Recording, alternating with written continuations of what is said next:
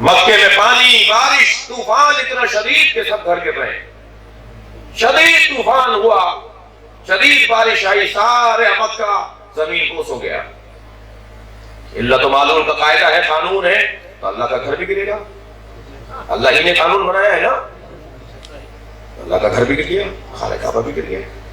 اور جب خانہ کعبہ کی دیواریں گر چکی اور موسم بہتر ہوا اور انہوں نے تعمیرات کرنا شروع کی تو کہا سب سے پہلے اللہ کا گھر بنائیں گے.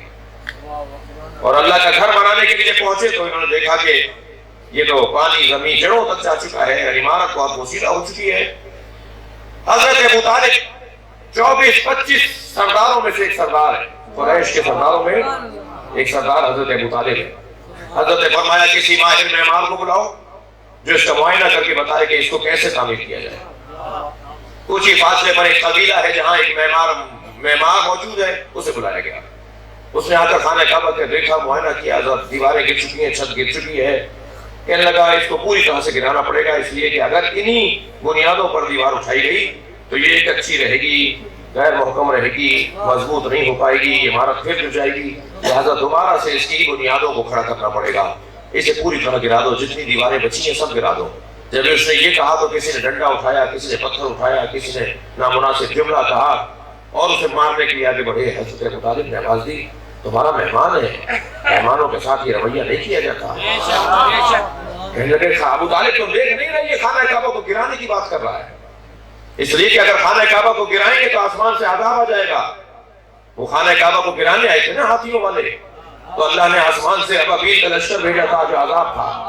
اگر ہم نے خانہ کعبہ کو گرایا تو اللہ کا عذاب ہم پر آ جائے گا. جملہ سنے حضرت ابو طالب کا، ایک بہت عظیم نظریہ دے رہے ہیں حضرت ابو طالب. بے ساختہ ایک بہترین لہجے میں حضرت ابو طالب نے جواب دیا خبردار ان کی نیتیں خراب تھی، تمہاری نیت اچھی ہے.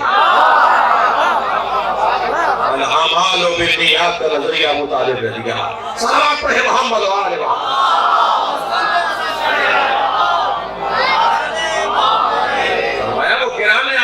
تم گرا رہے ہو بنانے کے لیے. کیا کرے ابو طالب؟ حضرت نے فرمایا سے اجازت تو یہ بنائے. اس نے کچھ مٹیریل لکھ کر دیا کہ یہ چیزیں آنی چاہیے. سارے قریش کے سرداروں نے کہا کہ کیونکہ ہم سب بڑے لوگ ہیں تو ہر قبیلے سے کہا خانہ کعبہ کی تعمیر میں حصہ ڈالا جائے گا. میری طرف ہے آپ بندہ، ہر قبیلے سے خانہ کعبہ کی تعمیر میں حصہ ڈالا جائے گا. اور جب مال جمع ہونا شروع ہوا اور اس معمار کو کہا گیا کہ آپ تعمیر کرو، جتنا تم نے مال کہا تھا وہ ہم نے لا کے یہاں ڈھیر کر دیا ہے. اور وہ آگے بڑھا خانہ کعبہ کو تعمیر کرنے کے لیے. تو جیسے ہی اس نے خانہ کعبہ کو گرانا شروع کیا تو ایک اژدہا نکل کر باہر آیا. ایک اژدہا نکلا اور آ کر بیٹھ گیا، اور جو قریب آ رہا تھا اس میں سے وہ سانس لے رہا تھا تو اس کے سانس سے زہر نکل رہا تھا. دوڑے حضرت ابو طالب کو بلا لیا. ابو طالب ہم نہیں کہہ رہے تھے کہ عذاب آئے گا، خانہ کعبہ گرا رہے تھے، عذاب آ گیا. حضرت ابو طالب نے اژدہا دیکھا، خانہ کعبہ کو دیکھا، وہ مال جو رکھا ہوا تھا اسے دیکھا. تو حضرت ابو طالب نے ایک جملہ ارشاد فرمایا یہ مال کون لے کر آیا ہے؟ کہتے کہ قریش کے سردار لائے. حضرت ابو طالب نے فرمایا یہ حرام مال ہے تو کعبے میں نہیں لگے گا.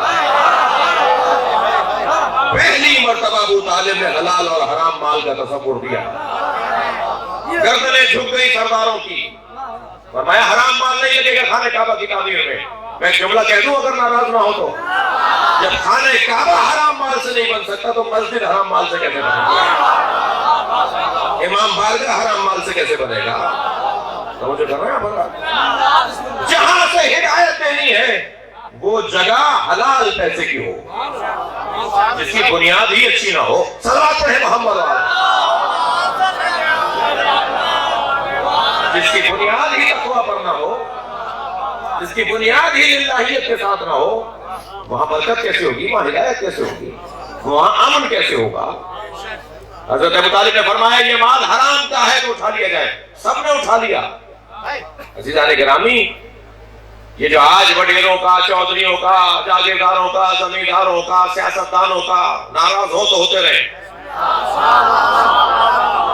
یہ ممبر ہدایت دینے کی جگہ ہے، چاپلوسی کی جگہ نہیں ہے.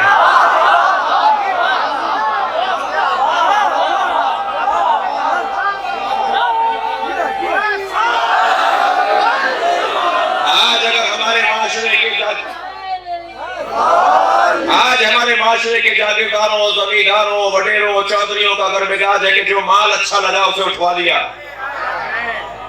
जो माल लगा कि अच्छा है उसे कहा ये हमारा है, उठा कर ले आओ। तो अजीजान गिरामी 1400 साल गुजर गए इस्लाम का कलमा पढ़ते हुए, अगर मिजाज वही काफिरों वाला है, मिजाज वही मुशरिकों वाला है, मिजाज वही इस्लाम से पहले वाला है, तो ज़माने जाहिलियत है ना। अगर बेटियों की विलादतों पर चेहरे उतर जाते हो और बेटे की विलादत पे लड्डू बटते हो, समझ नहीं किया आपने? अगर बेटी की विलादत हो तो चेहरा उतर जाए माँ बाप का, मायूस हो जाए, शर्मिंदा हो, कैसे बताएं बेटी हुई है। और बेटा पैदा हो तो पूरे इलाके में लड्डू बटेंगे, टोकरे मंगवाओ, मिठाइयां बांटो, इसलिए कि बेटा पैदा हुआ है। तो मालूम ये हुआ कि अभी इस्लाम की तालीमात आई नहीं है ना। ज़माने जाहिलियत के दौर, ज़माने जाहिलियत है ना, इस्लाम से पहले का दौर है ना।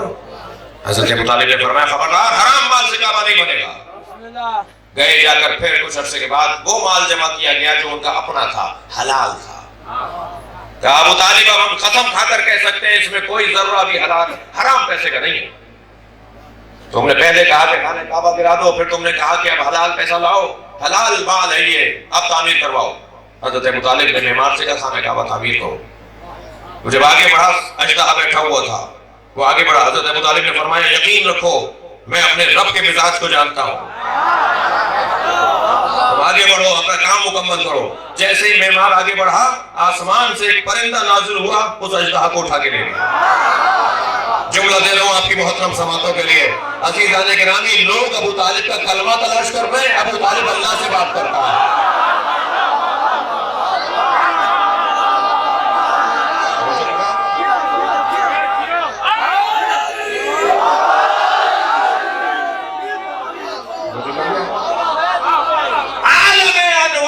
और आलमे बाला से जिसका ताल्लुक हो से अबू तालिब कहते हैं।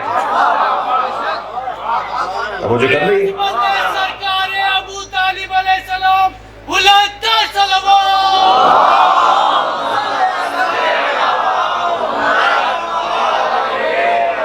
एहतिसाम हब्ल इलाही की बुनियादी शर्त माल हलाल, हराम लुक़मे से परहेज, अपना और गैर का अजीज़ान गिरामी तसव्वुर, मेरा माल है ये किसी और का माल है।